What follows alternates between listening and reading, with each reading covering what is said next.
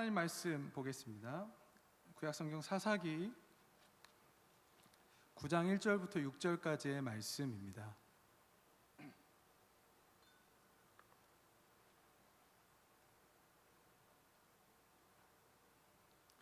사사기 9장 1절부터 6절까지의 말씀 저와 여러분 한 절씩 교독하시겠습니다.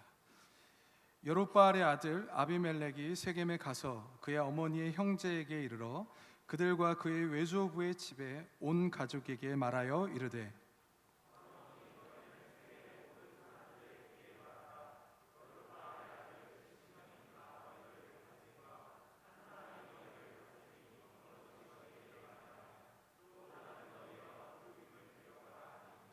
그의 어머니의 형제들이 그를 위하여 이 모든 말을 세겜의 모든 사람들의 귀에 말하매 그들의 마음이 아비멜렉에게로 기울어서 이르기를 그는 우리 형제라 하고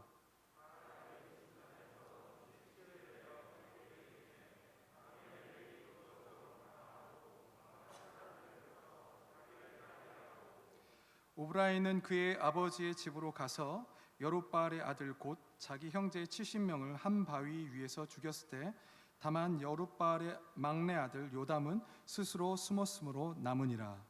세겜의 모든 사람과 밀로 모든 족속이 모여서 세겜에 있는 상수리 나무 기둥 곁에서 아비멜렉을 왕으로 삼으니라.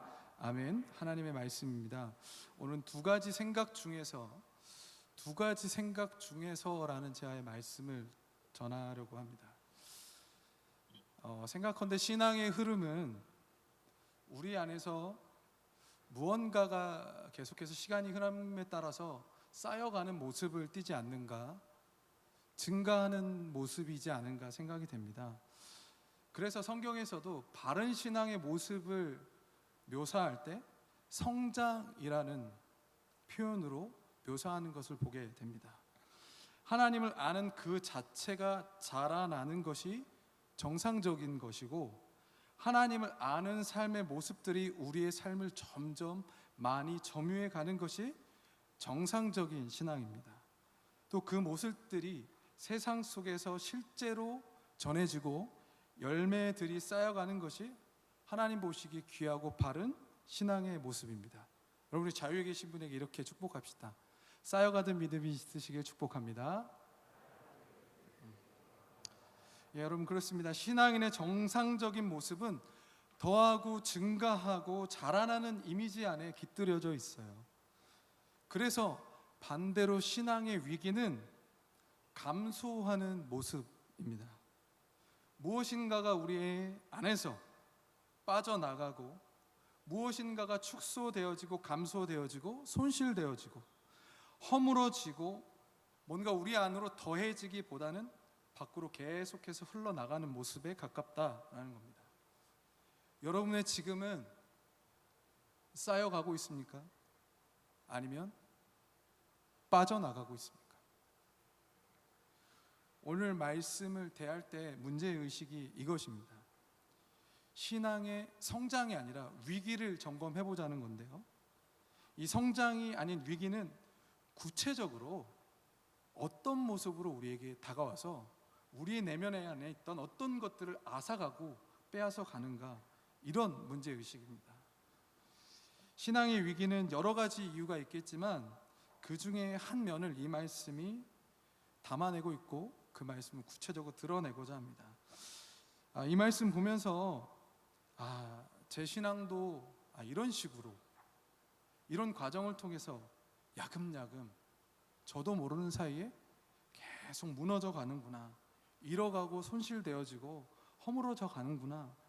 어쩌면 솔직히 이 말씀 보면서 굉장히 씁쓸한 마음으로 저는 이 말씀을 계속 묵상해 왔습니다. 여러분 사사기 9장 1절은 이렇게 시작합니다. 여룹바알의 아들. 여러분 이 여룹바알의 아들이라는 것은 굉장히 좋은 신호예요. 여룹바알의 뜻이 뭐냐면 바알과 여룹, 다투다라는 것입니다. 기드온이라는 대사사의 별명인데 기드온이 맞닥뜨린 살아가는 시대의 영적인 전쟁은 가나안의 주신인 바알과 이스라엘 민족 히브리인들의 주신인 이스라엘의 하나님 여호와 사이에서 긴장 가운데 있었던 영적 전쟁이었어요.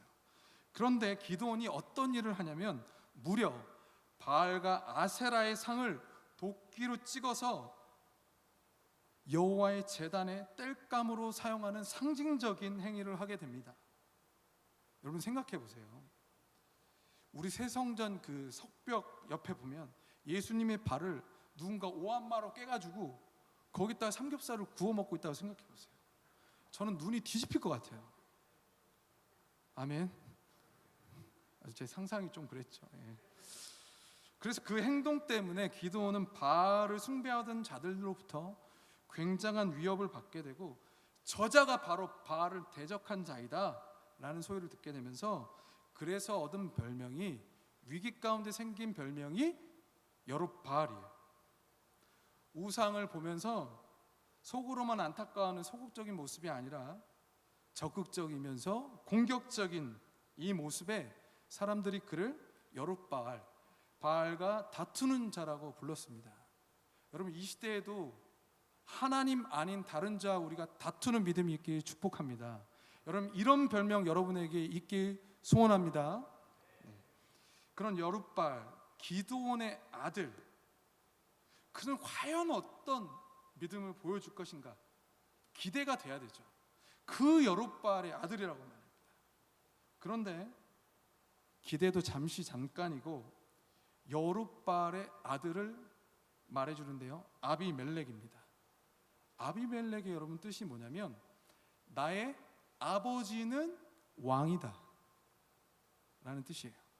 즉 아버지였던 기드온이 아들에게 지어준 이름이든지 아니면 그의 어머니가 지어준 이름이든지 간에 기드온이라는 사람, 아버지는 사람에게서 왕의 냄새가 났다라는 겁니다. 그리고 아버지에게서 맡은 그 냄새, 왕의 냄새를 이어받아서 자기도 왕이 되고자 한다는 것을 암시하게 돼요. 하나님이 왕이신 이스라엘이라는 나라 안에서 스스로 왕이 되려는, 아니면 적어도 왕적인 삶을 누리려는 이 썩은 냄새가 이스라엘 백성들의 삶을 실제로 썩게 만들었다라는 겁니다. 그 기드온의 아들 아비멜렉이 이 지역으로 가게 됩니다. 세겜입니다.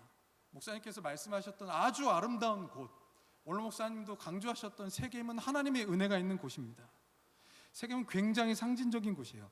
아브라함이 처음으로 여호와를 위하여 제단을 쌓은 곳이고, 여호수아가 죽기 전에 이스라엘 전 백성들을 모아다가 다시 한번 언약을 갱신했던 하나님에 대한 신앙의 중심지, 상징, 여호와의 신앙의 근거지였던 성지, 그 세겜에서 악취가 나기 시작합니다.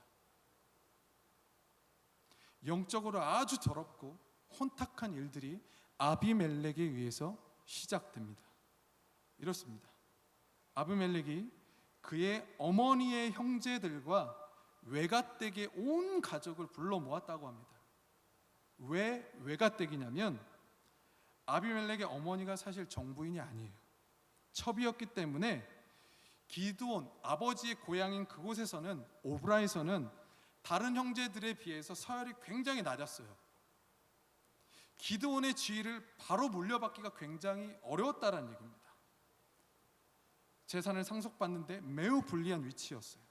그럼에도 아버지 기드온이 왕처럼 사는 모습을 보면서 왕이 되고 싶은 열망을 품게 된 아비멜렉은 오브라, 지금 살던 데서는 어려우니까 이 자신의 꿈을 펼치기를 지지해 줄 사람들을 찾아서 아버지 계열이 아니라 어머니의 고향 세겜으로 가서 자신의 이 계획을 실행하려 했다라는 겁니다. 먼저 여러분 이런 궁금함이 있지 않을까 싶습니다. 아비멜렉의 아버지인 기드온에게 정말 왕에 대한 그런 욕망이 있었고 그 영향을 받았다라고 우리는 확신할 수 있을까? 답은 그렇다라는 겁니다. 실제로 기드온은 왕처럼 살았습니다. 어떻게 그것을 알 수 있냐면 좀 더 시계를 앞으로 돌려보면 사사기 8장 22절에 이렇게 써 있어요.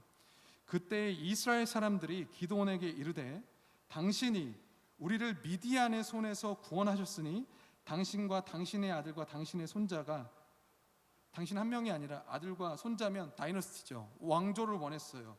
다스리길 원한다. 오류가 있습니다.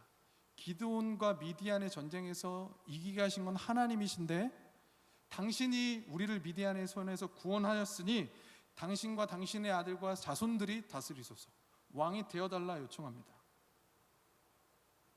근데 이렇게 대답했습니다.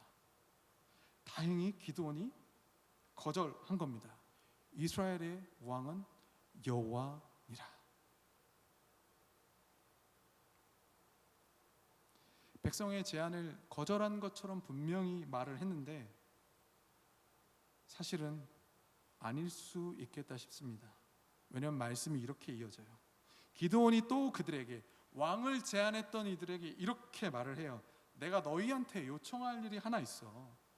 너희는 각기 탈취한, 미디안 전쟁에서 탈취한 귀고리들을 나한테 줘 하였더니, 왜 달라고 했나 보니까 이스마엘 사람들, 미디안 족속들은 금 귀고리가 있었다라는 거예요.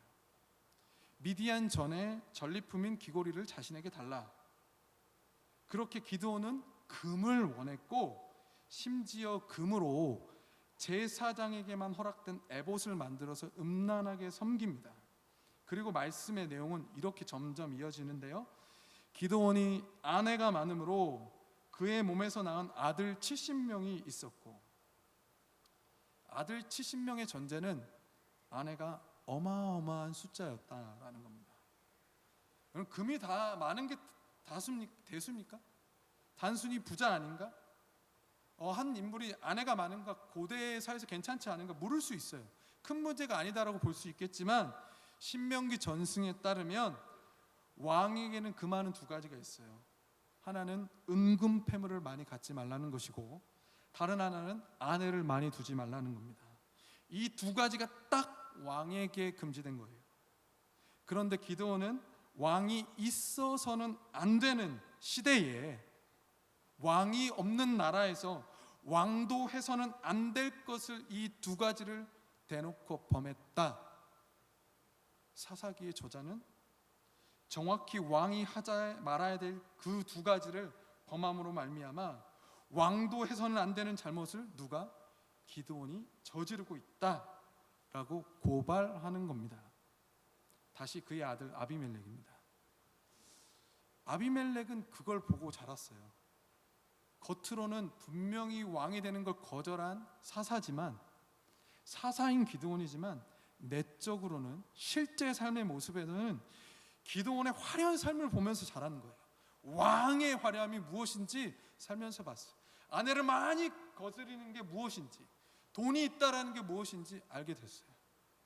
그래서 그의 왕의 화려함을 탐했습니다.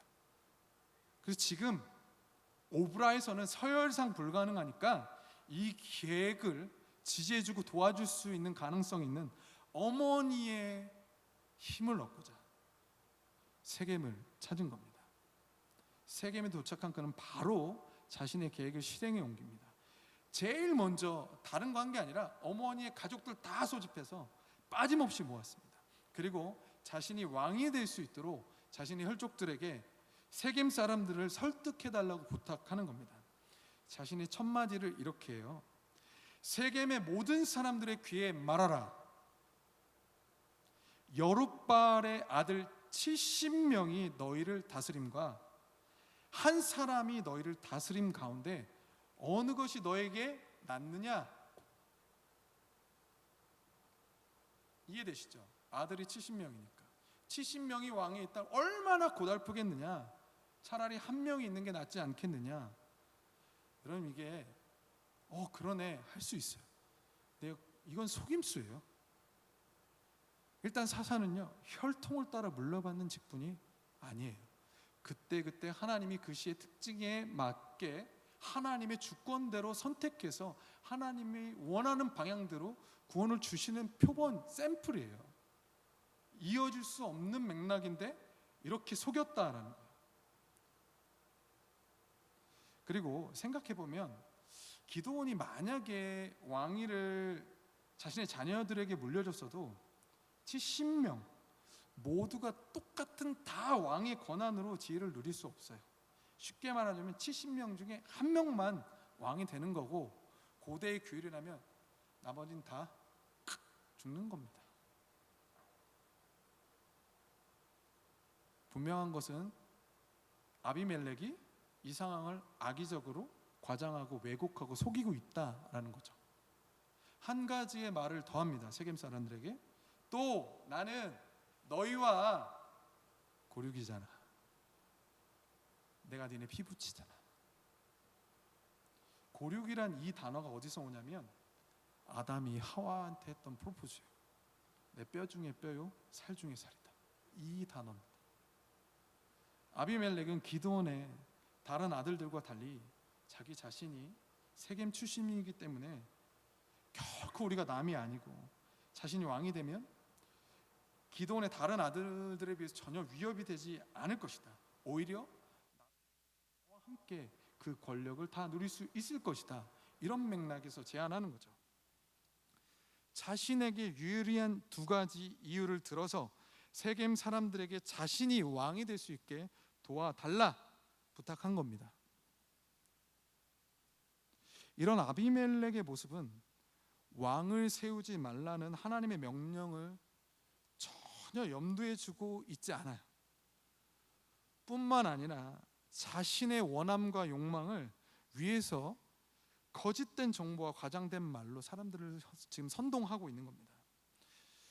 제가 여러분과 주목하고 싶은 부분 바로 다음 장면이에요. 정상적인 반응, 이 두 가지 제안을 했을 때 어떻게 해야 됩니까?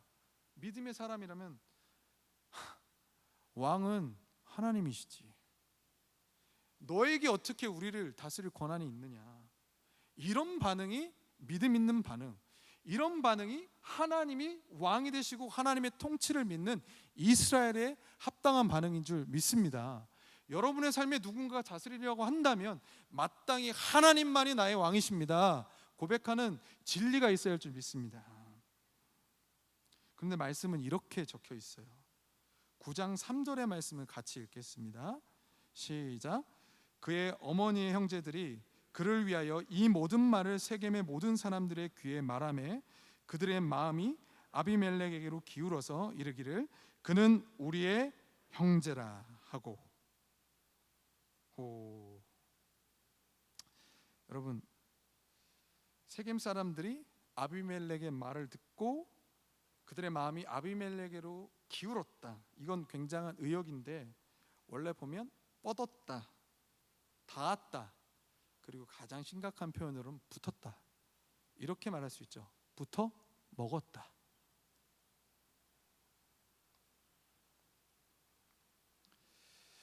아비멜렉의 불의한 제안이 세겜 사람들의 귀에 전해질 때 굉장히 아이러니한 반응이 있어요. 마음만 닿은 것이 아니라 어떤 의지가 발동해서 이렇게 말합니다.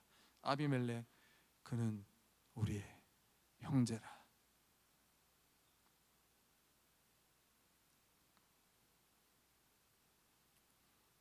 무엇이 세겜 사람들을 무너뜨렸습니까?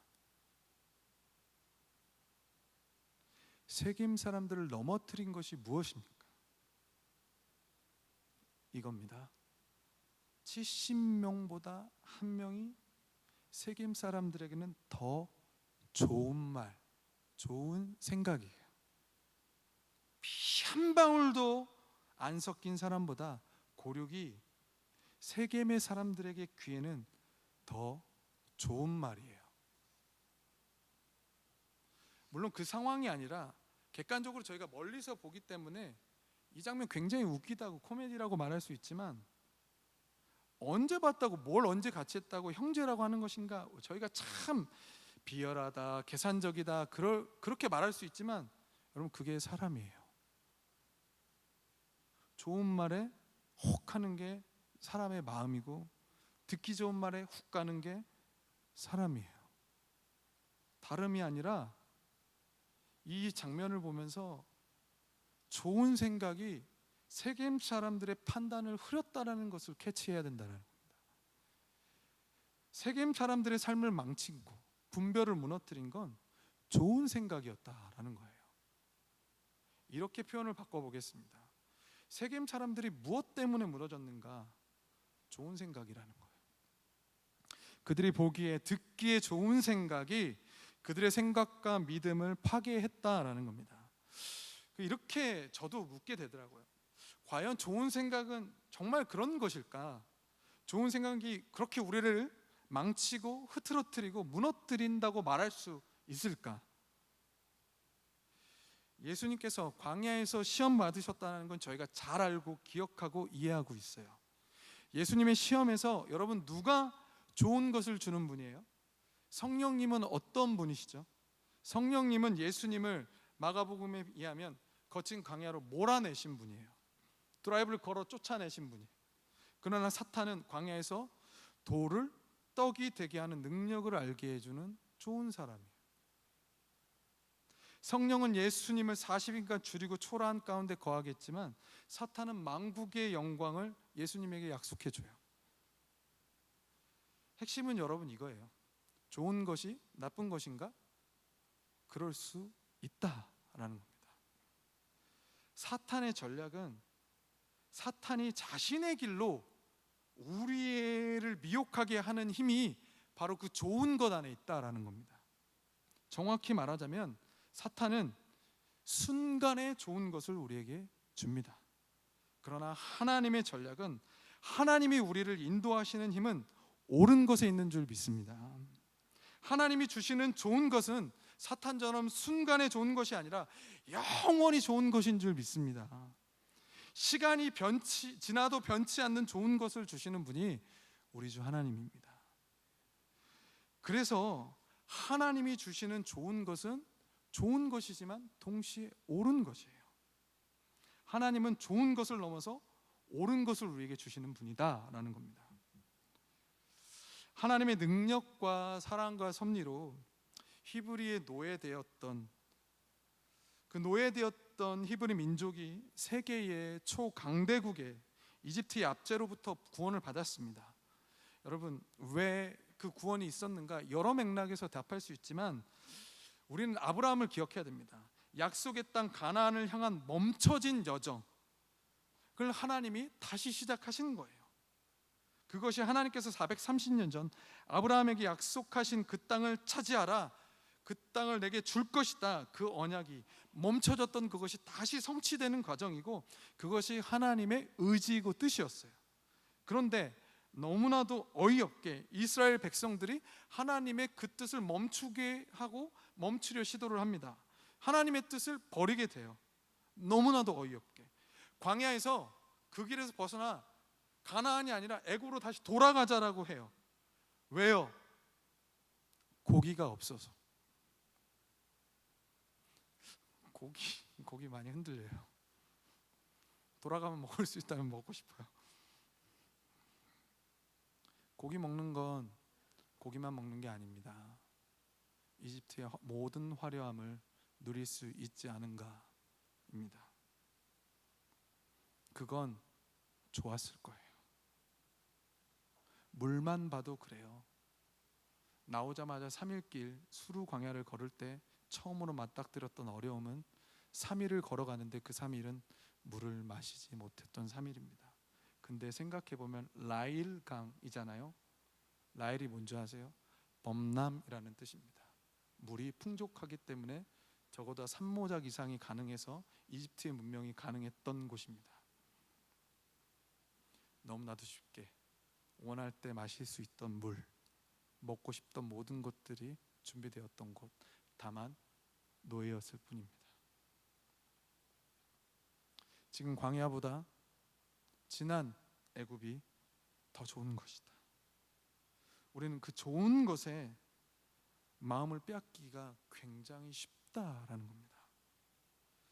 그렇게 가나안을 향해서 가는 그 여정, 옳은 것이요. 그렇게 좋은 생각이 옳은 생각을 이기고 삶을 점령하기 시작한다라는 겁니다. 여러분 아브라함도 마찬가지예요. 약속의 자녀에 대한 기다림이 길어졌죠. 잘 압니다. 그래서 아브라함이 좋은 생각을 하기 시작합니다. 여종 하갈이 생각나는 거죠. 통해 자녀를 얻자. 사라를 통해서 주실 자녀. 옳은 생각은 그렇게 좋은 생각에 의해서 대체되어 가는 겁니다. 우리 모두에게 믿음 없는 사람 하면 떠오르는 사람이 아마 이 사울 왕이 아닐까 싶습니다. 여러분, 그가 처음부터 믿음이 없었는가, 그런 사람이었는가 하면 전혀 아닙니다. 하나님께서 사무엘을 통해서 그에게 기름을 부었을 때 사울은 그렇게 말해요. 자신이 속한 베냐민 지파가 모든 12지파 중에 가장 연약합니다. 자신의 가문은 그 중에서 너무나도 작은 지파인데 어찌하여 나에게 기름을 붓습니까? 나는 합당하지 않는 사람. 그렇게 말하던 굉장한 겸손이 있던 사람입니다. 언제부터 손실되어지고 이 귀한 오름에 대한 이런 것들이 사라지기 시작했는가, 소멸되기 시작했는가, 그의 삶의 신앙이 성장되어지기보단 빠져나가고 소실되었는가. 계기가 이렇습니다. 이스라엘과 블레셋 사이 전쟁 중이었습니다. 고대의 전쟁에서 개전하기 전에 제사는 이런 의미예요. 신의 참전, 제사를 드리고 나야 내가 믿는 신이 이 전쟁에 참여한다, 이런 겁니다. 일촉즉발에 적은 저 앞에 있는 상황에 이런 일이 벌어진 거예요. 말씀대로라면 3상 13장 8절입니다. 사울은 사무엘이 정한 기한대로 이랫 동안을 기다렸으나 사무엘이 길갈로 오지 아니하매 백성이 사울에게서 흩어지는지라. 중요한 건 백성이 사울에게서 흩어지는지라. 번제를 드려야 싸움을 하는데, 개전을 하는데 싸워보지도 못하고 적 때문에 질판입니다. 사무엘을 향한 기다림이 너무 오래되니까 생각이 드는 거죠. 이 기다림이 과연 맞나? 내 판단이 틀린 거 아닌가? 어떻게 하면 좋을까? 이 백성들은 자꾸 마음에서 흩어져 가고 떨어져 나가는데 어떻게 하면 좋은 상황으로 바꿀 수 있을까? 아주 기발한 생각이 나오죠. 아주 좋은 생각이 떠오릅니다. 번제를 직접 드리자. 흩어진 백성의 마음을 붙잡을 수 있을 것 같다. 이 답이 그냥 지나쳐지지가 않습니다.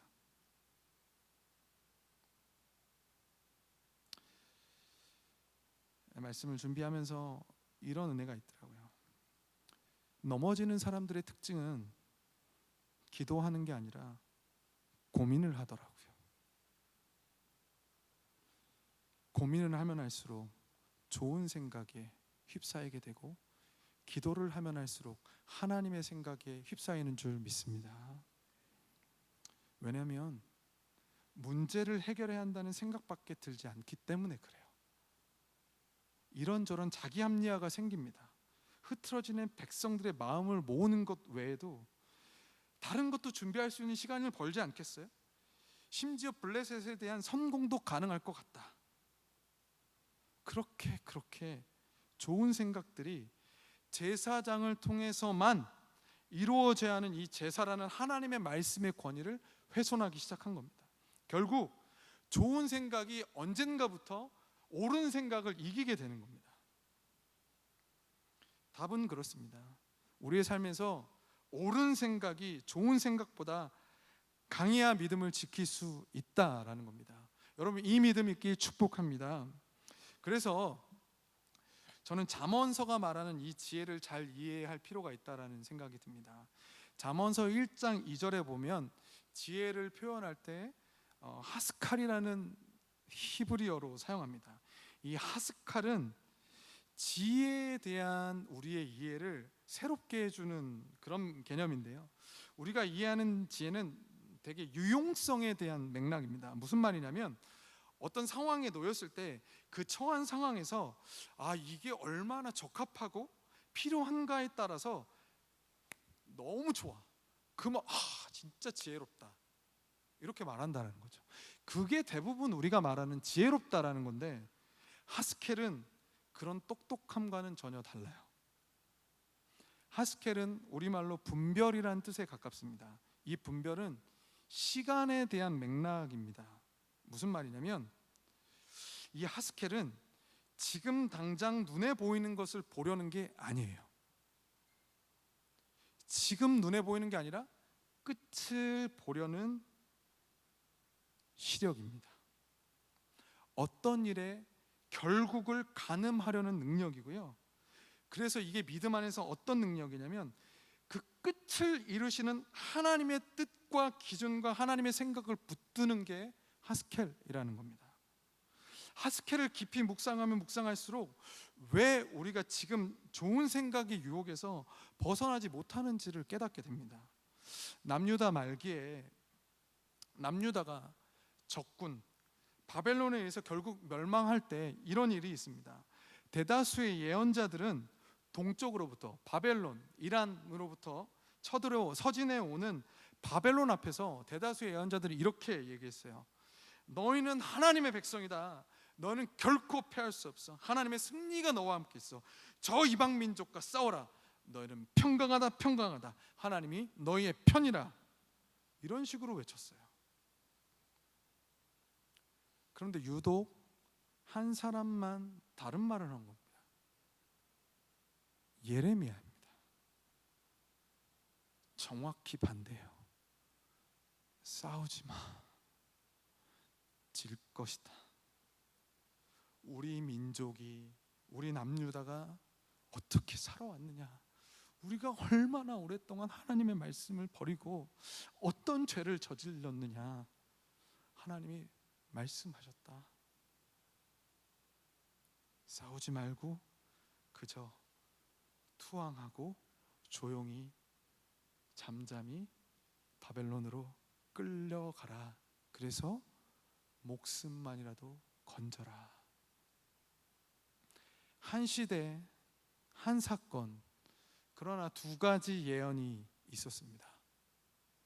왜요? 한 분 하나님의 예언이 어떻게 이렇게 둘로 갈라질 것인가? 그리고 백성들은 과연 무엇을 하나님의 뜻으로 받아들였는가? 둘 중에 이 예언 두 가지 중에 하나는 옳고 하나는 반드시 틀립니다. 그렇죠? 정확하게 말하자면 하나는 옳고요, 하나는 좋은 겁니다.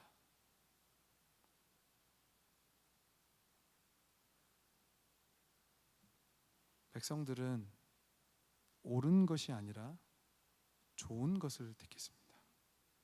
왜요? 그들이 택한 좋은 생각의 본질은 바로 하스켈, 이것이 없었던 거예요. 우리가 이해하던 대부분의 지혜는 뭐였죠? 그 상황에 적합하고 필요한 거. 그들의 예언이 필요했어요. 들이닥치는 적들 앞에서 집중했던 거예요. 뭐가 우리한테 필요한 예언이냐, 어떻게 이 마음을 다잡아야 되는 것인가, 하나님의 뜻이 중요한 게 아니라 어떻게 하면 이 상황을 돌파할 것인가, 문제에 집중할 때 이렇게 좋은 생각은 틀리게 되는 겁니다. 사람들의 귀에 용기를 불어넣고 힘을 모으려는 좋은 생각들, 그것이 바로 진리로부터 벗어나게 했다라는 겁니다. 그렇다면 저희가 정말 사모하고 주목해야 될 믿음은 예레미야인 거예요. 어떻게 예레미야가 끝까지 예언을 전했고 지켜나갔냐, 이것입니다. 예레미야는 필요한 생각, 그 상황에서 우리에게 어떤 것이 유익을 줄 것인가 생각하지 않았어요. 옳은 것을 생각했고 집중했고 하나님께서 주신 말씀, 하나님의 생각을 끝까지 붙들고 나갔다라는 겁니다. 물론 그가 생각해도 그랬겠죠. 들이닥치는 적들 앞에서 용기가 필요할 겁니다. 희망이 필요할 거예요. 그러나 그 필요한 말이 때로는 잘못된 길로 인도하고 거짓된 평강으로 치닫게 만드는 겁니다. 어떻게 해요? 당장에 좋은 것은, 필요한 것은 영원하지 못할 때가 많습니다. 당장에는 힘들어도 옳은 것이 영원히 좋은 것인 줄 믿습니다. 왜요? 왜 그렇게 될까요? 하스켈, 끝을 주관하시고 끝을 결정하시는 하나님의 뜻이 그렇게 만들어 가시기 때문에 하나님은 그 능력이 있고 하나님에게는 그런 주권이 있는 줄 믿습니다. 그래서 우리는 좋은 생각이 아니라 하나님의 생각을 붙들어야 하는 것입니다. 예수님께서는 그 지혜가 있으셨어요. 좋은 생각이 아니라 옳은 생각을 지키는 믿음의 본을 보여주셨습니다. 어느 날이었어요. 예수님께서 주님 백성들을 보고 불쌍히 여기는 마음이 있으셨습니다. 그래서 우리가 잘 아는 것처럼 오병이어의 기적을 보이셨어요. 학자들은 이렇게 말합니다. 이 사건을 단순히 기적 사화가 아니라 어떤 놀라운 신성이 발현된 게 아니라 출애굽 당시에 있었던, 광야에 있었던 일용할 양식을 먹였던 여호와 하나님의 임재와 현현이 구약의 그 하나님의 실존하셨던 그 역사가 말라기 위에 숨어 계시는 하나님이 다시 재등장하여 이스라엘 백성의 눈앞에 다시 펼쳐진 광경이다. 그래서 사람들이 이렇게 했습니다. 예수님을 왕으로 삼으려 했습니다. 지금 왕이 된다면 당장의 눈에는 지금 필요한 불쌍히 여김을 받아야 될 수많은 그 백성들 앞에서 지금 이스라엘 백성을 위해서 좋은 일이 될 수 있겠습니다. 그러나 예수님께서 하나님의 뜻 가운데서 왕이 되셔야 하는 곳은 거기가 아니라 갈보리 십자가, 그곳이었습니다. 예수님은 당장의 필요가 아니라 끝을 바라보셨고 자신의 삶의 결말이 어떠해야 할지를 하나님의 삶에, 하나님의 생각에, 하나님의 뜻과 계획에 집중하고 지키고 이루셨다라는 겁니다. 예수님의 삶을 결정하는 것은 누군가의 이 상황 속에서 어떤 필요가 있고 상황이 주는 메시지들, 어떤 좋은 생각들이 아니라 오직 하나님의 뜻, 영원하신 진리이신 언제나 오르신 하나님의 생각이 예수님의 삶을 결정하는 기준이 되었다라는 겁니다. 그래서 그 기준이 명확히 예수님 안에 있었기 때문에 사람들이 왕으로 삼으려는 이 시도를, 우리에게 뭐죠? 찬스죠, 기회죠.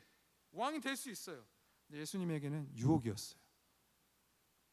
그리고 분별이 되었어요. 할렐루야.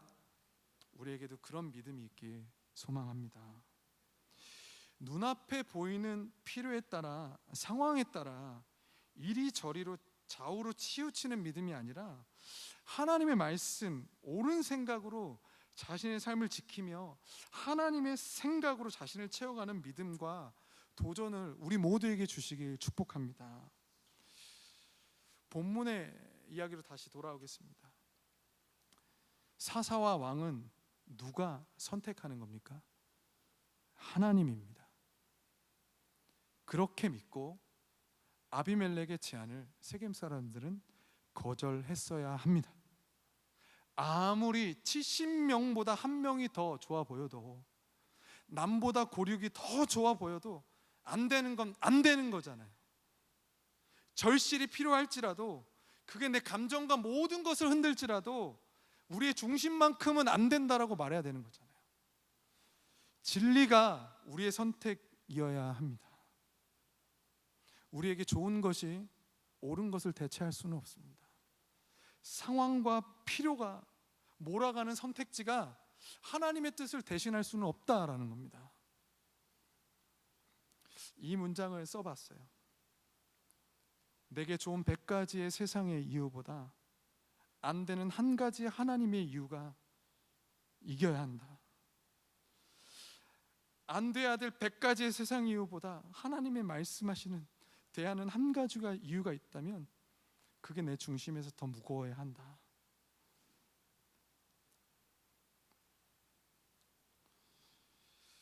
제 삶을 돌아보면 믿음을 가지고 살았던 시간 속에서는 좋은 생각과 나쁜 생각의 전투가 아니었어요. 좋은 생각, 나쁜 생각. 나쁜 생각은 예수님 믿고 못하겠더라고요. 실제는 좋은 생각과 옳은 생각의 전투였어요. 겟세마네 동산에서 우리가 잘 그걸 봤어요. 굉장히 치열한 전쟁. 예수님도 좋은 생각을 원하셨잖아요. 아버지여 지나가게 하옵소서. 좋은 생각을 원하셨어요. 그러나 치열했어요. 나의 뜻대로 마옵시고 아버지의 뜻대로 되기를 원하나이다. 두 생각이 믿음이 있는 사람들에게 공존합니다. 여러분 어떤 삶을 살고 싶습니까? 야곱의 삶은 좋은 생각, 복을 내가 갖겠다, 다 누리겠다 시작해서 그가 하나님을 만나고 꼬꾸라지면서 옳은 생각으로 옮겨진 은혜가 있었습니다. 가룟 유다는 옳은 생각, 예수 그리스도를 붙드는 곳에서 시작했지만 좋은 생각, 은 30에 변질된 나쁜 결론이 있었습니다. 어떤 시작과 어떤 끝을 가지길 소망하십니까? 좋은 생각이 좋은 성도를 낳는 것은 아닙니다. 옳은 생각, 하나님의 생각이 좋은 성도를 만드는 줄 믿습니다. 우리에게 말씀은 필요할 때만 사용하는 좋은 것입니까? 아니면 삶의 중심이자 그 어떤 상황에서도 흔들 수 없는 기준이 되는 진리이자 옳은 것입니까? 옳은 것과 좋은 것, 무엇이 우리에게 있어서 우선성입니까? 말씀 앞에 저를 되돌아봤을 때 답답한 마음 속에서 제가 언제부터 믿음이 흔들렸는가, 나의 예배의 삶은 언제부터 무너졌고 나의 기도가 언제부터 멈춰섰는가, 나의 믿음이 흔들릴 때는 필경 이게 있었어요. 옳은 생각이 아니라 좋은 생각들이 내 삶의 초점이 되었을 때, 당장에 예배 한 번 안 드리는 게 티가 나나, 이 예배 한 번이 뭐라고 큰 영향을 미치겠는가, 하나님 나 떠나시겠는가, 지금은 이 문제가 더 필요하고 귀한 거다, 급하고 내게 더 좋은 결정이다. 그렇더라고요. 처음부터 대놓고 옳은 것을 거부한 사람은 없습니다. 대개 사람은 그렇게 무너지더라고요. 좋은 것을 한번 먹기 시작하니까 또 반복해서 먹게 되고, 입에 단 것이 들어가니까 쓴 것이 싫어요. 점점 옳은 거, 진리가, 때로 뭔가를 각오하고 희생해야 되는 것이 기피하게 되고, 고난의 자리보다는 말씀 지키면서 치열하게 살기보다는 쉬운 자리, 편안한 자리가 좋아요. 달고 싶고 편한 좋은 것을 찾는 익숙함이 생기면 믿음에 쓴 거, 치열한 거, 싸워내고 아파하고 견디고 굳건히 지켜야 되는 그 모습이, 그 어려움이 싫다라는 겁니다.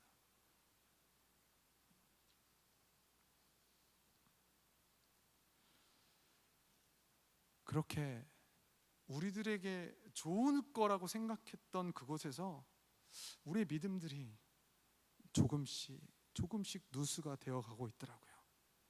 충만했던, 이제 그 다다음 주면 우리에게 또 충만을 하나님 주시지 않겠습니까?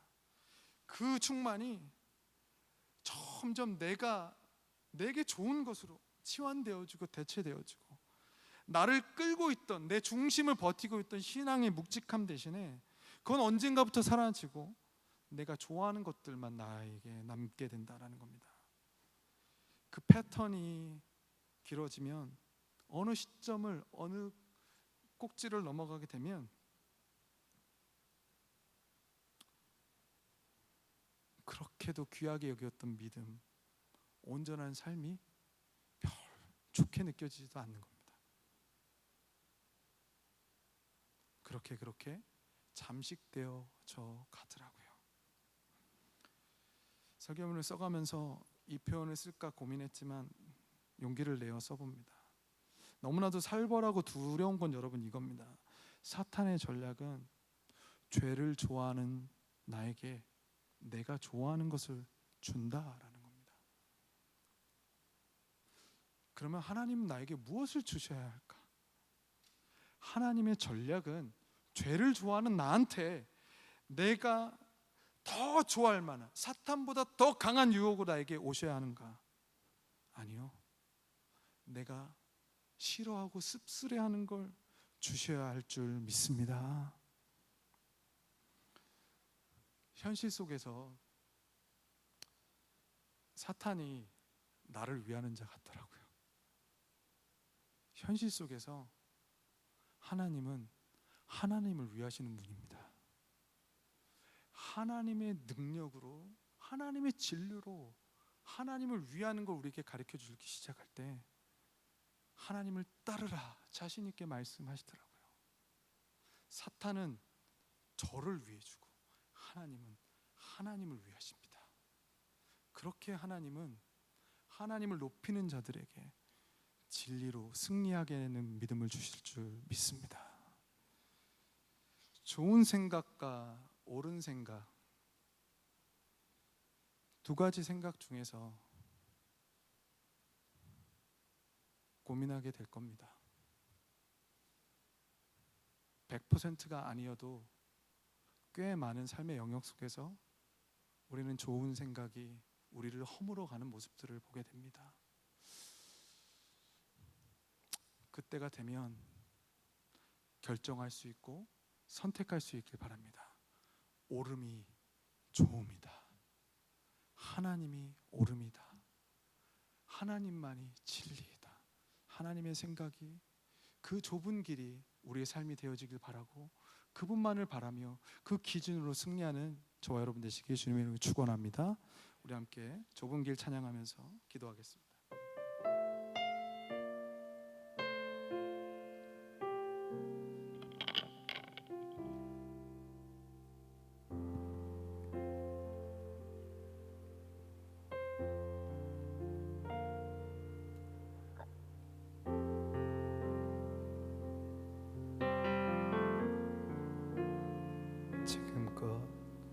지금껏 걸어온 나의 길 다시 돌아가도 후회하지 않을까.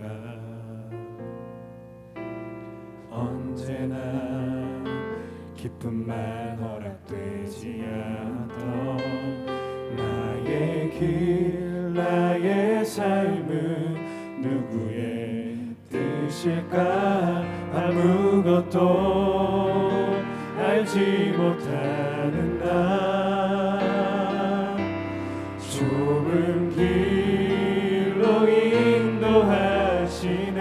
지금껏 걸어온 나의 길 지금껏 걸어온 나의 길 다시 돌아가도 후회하지 않을까.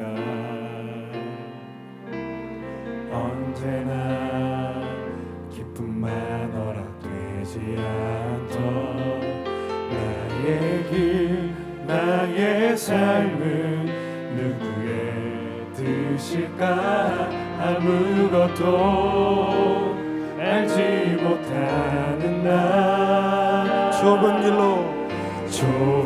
길로 인도하시네. 내게 큰 것을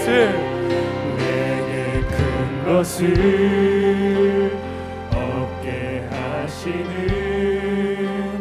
주님의 큰 사랑 그것을 바라라. 절망 속에서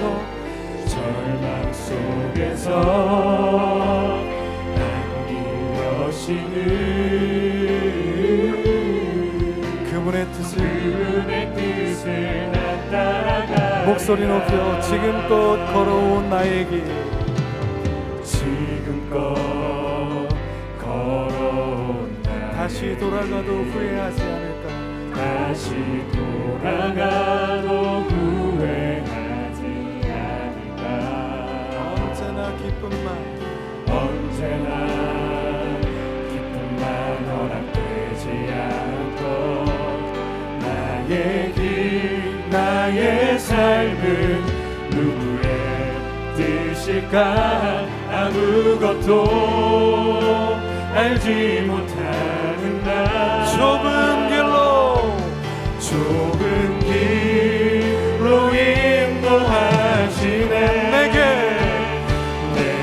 큰 것을 얻게 하시는 그분의 큰 사랑 그것을 바라라. 절망 속에서 안길 여시는 그분의 뜻을 나 따라가리. 내게 큰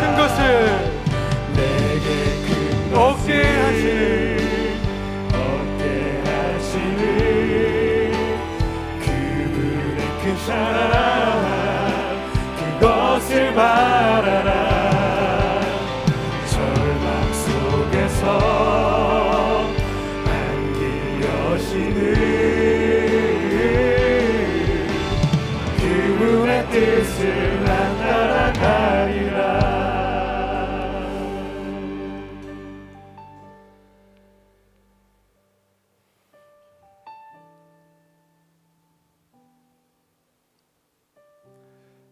우리의 삶의 실제를 한번 바라보기 원합니다.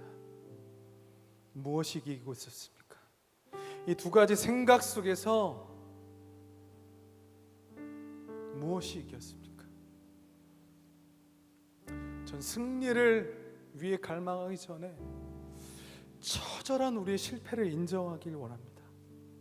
하나님, 내게 유리하고 내게 좋은 것을 갈망하며 언젠가부터 진리는 벗어나고 내게 달콤한 것들, 그것이 하나님이 나를 향한 기쁨이라 믿고 다짐하며 하나님의 진리를 대체했던 내 삶, 좁은 길보단 넓은 길을 원했고 하나님의 뜻보단 잘 되어지는 걸 원했던 내 삶. 그래서 내 삶의 결론이 하나님의 영광이 아니라 나의 잘됨에 있었던 것을 인정합니다. 하나님, 회개합니다. 나의 그 어리석음, 분별하지 못했던 시간을 회개하고 후회하오니 하나님의 다스림이 내 안에 있게 하여 주시옵소서. 하나님, 좋은 생각을 버리게 하시며 하나님의 의로우신 생각, 옳은 생각을 붙들며 나아가기 위해서 하나님 회개하게 하시고 하나님의 주의 의로우신 생각, 진리를 버렸던 것을 통회하는 아픈 마음을 주시옵소서. 주님의 외쳐 부르며 회개하며 자복하며 나아갑니다. 주여, 주여, 주여. 아버지 하나님, 믿음의 사람들이 그렇게 무너졌습니다. 하나님, 수많은 사람들이 좋게 귀하게 잘 하나님의 뜻으로 하나님의 사랑으로 시작했지만 언젠가부터 우리의 삶의 진리 대신에 내게 유리하고 내게 좋은 것들, 이 상황을 좋게 만드는 것들, 그것이 하나님의 뜻이건 상관없이 분별해내지 못했고 내 삶의 진리를 대체했던 것들이 있습니다. 하나님, 사울처럼 그렇게 내가 멀어졌고 하나님, 세겜의 사람들처럼 좋은 생각들에 내 삶을 들여왔습니다. 하나님, 그렇게 무너졌습니다. 다시 애굽이 너무나도 사랑하기 시작했고 다시 애굽을 소망하기 시작했습니다. 하나님, 아브라함도 이 상황이 어려울 때 상황을 헤쳐나가자 아버지 하나님, 그것에 마음이 팔렸던 그 모습이 제 안에 있습니다. 주여, 자복하고 회개하고 나아가오니 하나님, 내게서 이 죄악들을 멀리하게 하시며 아버지, 내 마음을 새롭게 하여 주시옵소서. 이전에 있었던 패턴들을 끌어내게 하시고 이전에 좋은 것들을 갈망했던 마음들을 끌어내게 하여 주셔서 하나님, 다시 시작할 수 있도록 인도하여 주옵소서. 아버지 하나님, 영적인 축제가 앞에 있습니다. 다시 소망하며 나갈 수 있는 은혜를 주시옵소서. 회복시켜 주시옵소서. 하나님, 자복하며 나아가오니 주의 보혈로 우리를 씻기시며 주님, 정결하게 하는 샘물로 우리 생각들을 씻어 흘러나가게 하시며 새롭게 하시고 우리 생각을 비워내게 하시고 삶의 흔적들을 지어나게 하시며 익숙했던 모든 하나님 없는 삶들, 익숙했던 나의 유일한 것들, 나의 좋은 것들만 갈망하던 이것들 속에서 끊어내게 하시옵소서. 끊어내게 하여 주시옵소서. 끊을 수 있는 믿음을 주시옵소서. 주님 내게 그 끊어내는 믿음을 주시고 예배를 통해서 단전의 믿음 허락하여 주시고 하나님, 다시 한번 회복될 수 있는 영적 토양을 허락하여 주시사 하나님의 은혜와 하나님의 말씀의 능력대로 살아갈 수 있는 것들을 허락하여 주시옵소서. 하나님, 갈망합니다. 하나님, 갈망합니다. 다시 한번 이루어 주시옵소서. 아버지 하나님, 이루어 주시옵소서.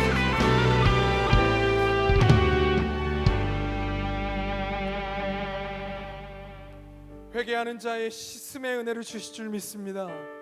여러분, 그것은 결론이 아닙니다.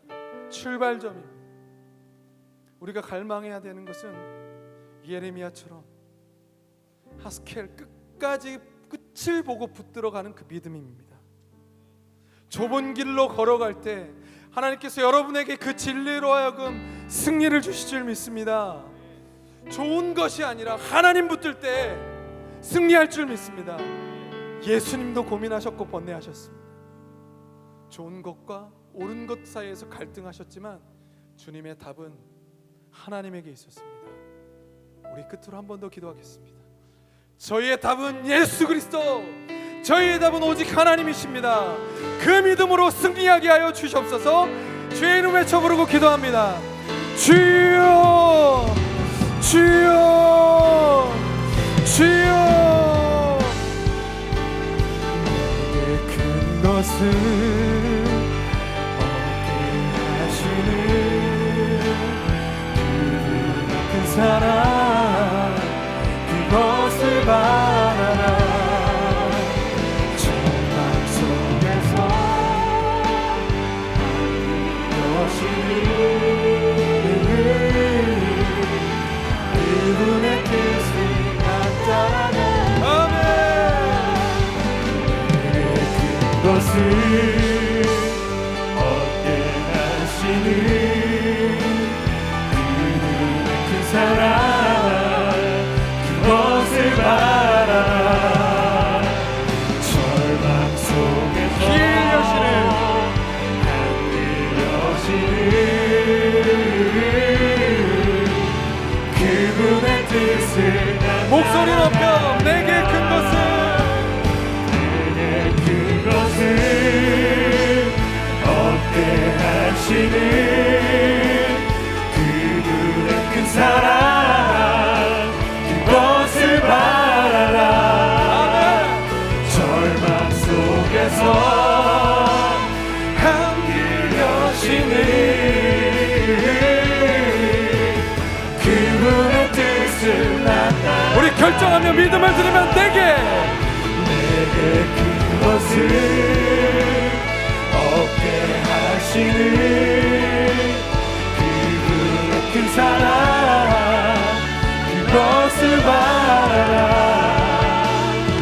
절망 속에서 한길 여시는 우리 주님을 향해 두 손을 들고 고백합니다. 내게 큰 것을, 내게 큰 것을 얻게 하시는 그분의 큰 사랑, 그것을 바라라. 절망 속에서 한길 여시는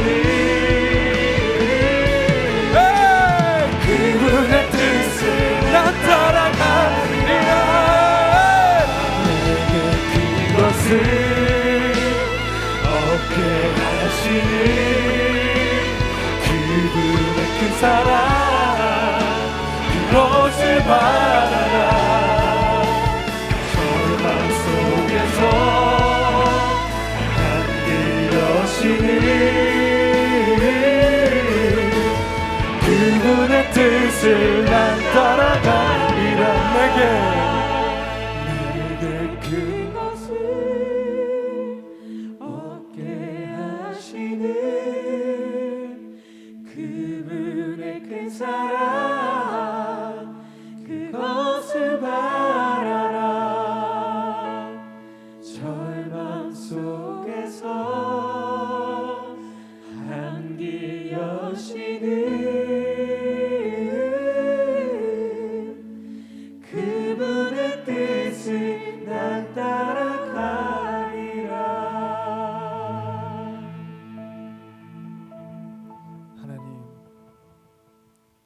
옳은 생각을 붙들고 하나님의 생각을 붙드는 것이 좁은 문 같겠지만 내게 큰 것을 얻게 하시는 하나님이, 그 사랑이 있기에 충분함을 고백합니다.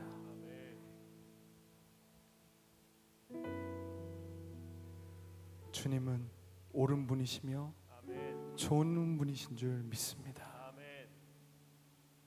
예수님이 결정하셨던 대로, 예수님이 기준 삼으신 그대로 예수님의 삶을 따라 우리의 삶이 예수님을 노래하게 하여 주시옵소서.